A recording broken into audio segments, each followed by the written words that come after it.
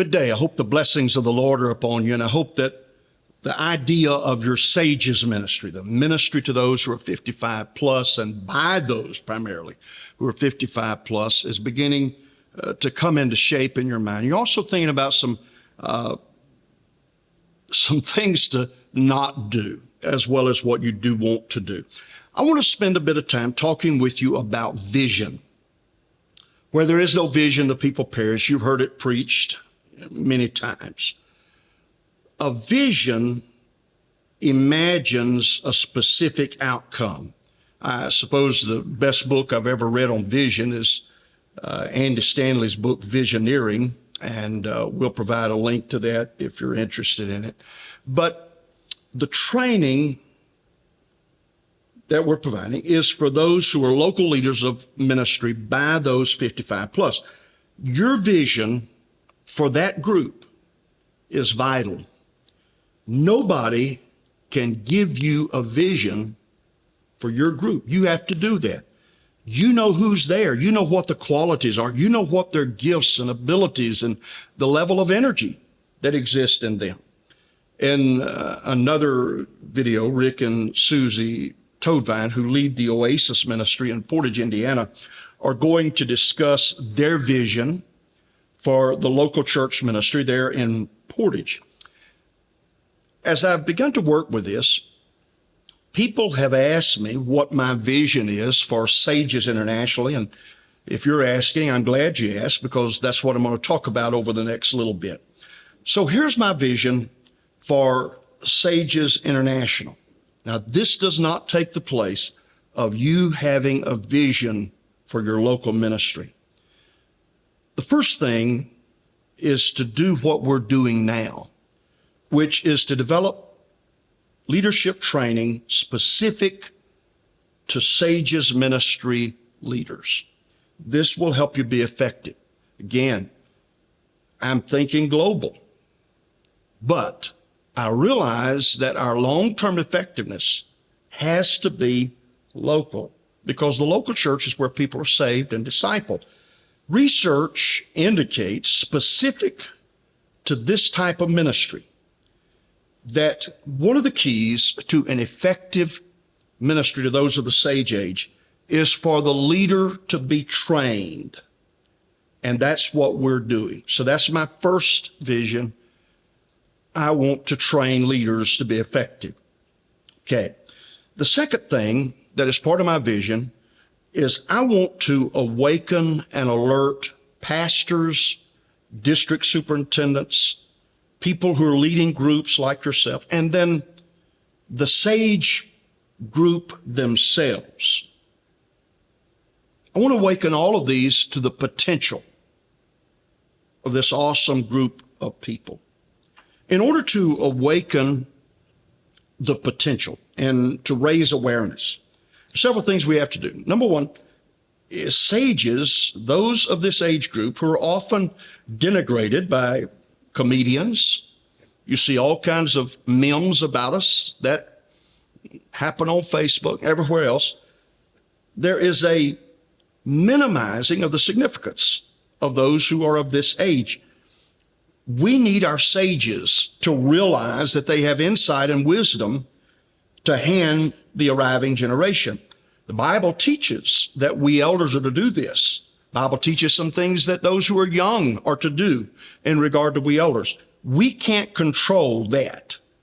What we can control is what we are to do. We provide what we are supposed to accomplish. Generational transition has not happened as often as it should. Okay, this awakening is going to include specific instruction on how the sage age can connect to become an intergenerational influence. That's what it's supposed to be.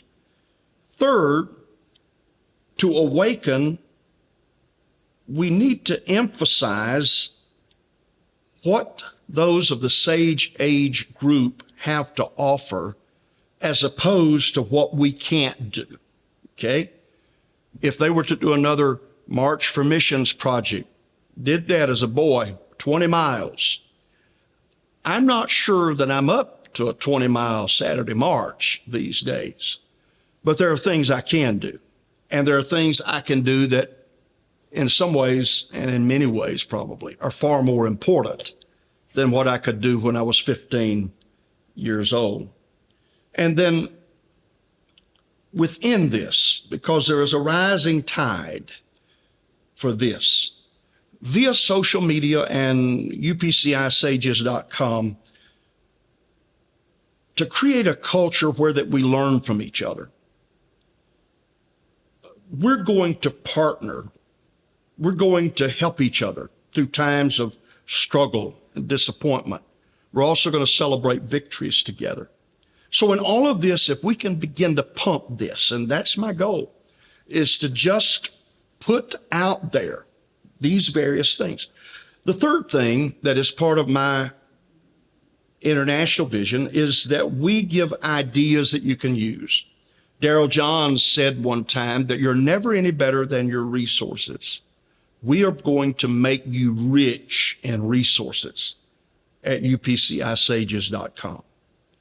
Fourth thing that I envision is a private Facebook group for those who lead Sage age groups in local churches. This is a place where we're going to learn best practices. We're also going to seek solutions. We're not going to turn a problem into an international gripe fest. We're going to find solutions. For every problem, there is a solution. And if you want to become an effective influencer, the easiest way to become influential is by being a problem solver. So when you bring a problem to this group, also try to bring several potential solutions. Okay, the fifth thing from an international vantage point, it's our role to inform and facilitate events, activities, and opportunities that those of the Sage age can share in, things that a local church group could not accomplish by itself. Even now, many of those who are of the Sage age are part of Church in a Day projects, but there are many skilled craftsmen who are 55 plus who are unaware that Church in a Day even exists or that they could participate. And many of these are skilled craftsmen who could use that for the glory of God. The second thing that is part of this is we host a Sages Summit each spring. The first one is in spring of 2023 in St. Charles, Missouri. Aaron Bryan is the director of church advancement, which is has oversight of Sages. And I thought it was interesting. In our early conversations, Brother Bryant made this statement that he envisioned the Sages Summit in a few years being larger than the Apostolic Youth Congress, which draws 30,000 teenagers. Why not? Why not? Your sages, they have time, they have money, they can travel, they want to travel. Why not? So the summit will happen each spring. Third is Sages Bible Quizzing. This is a national effort. A former leader of Bible quizzing for teenagers, Marvin Walker, leads this national effort. One of the things that pushes away dementia and Alzheimer's is to systematically learn new things. And you can learn more about Sages Bible Quizzing at UPCIsages.com. Fourth, before every general conference, we will have an event that is a pre-conference. It's Sunday evening, Monday evening before the conference starts on Tuesday. And this is going to be an incredible time. We're going to stay on point with each of these and deal with practical, real challenges that we all deal with. And then number 5, things that we can do together that we could not do as individuals, Sages on Mission. In partnership with North American Missions and Global Missions, a team of 30 sages will go on short-term missions trips. This is not about going to Quebec City or going to Miami or to some islands in the Caribbean as a tourist. Some sightseeing will be included, but the SOM priority is to help church planters and missionaries. Again, UPCIsages.com will always have the information about what is being currently offered.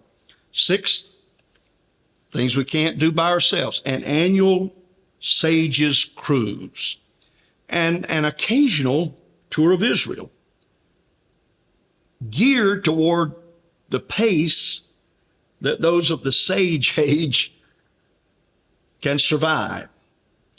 I say it that way because in our most recent trip to Israel, I think we must have walked 25,000 steps a day, and there was no break in it. It was from sunup till sundown, and we were all collectively exhausted, and many of us were 55 plus.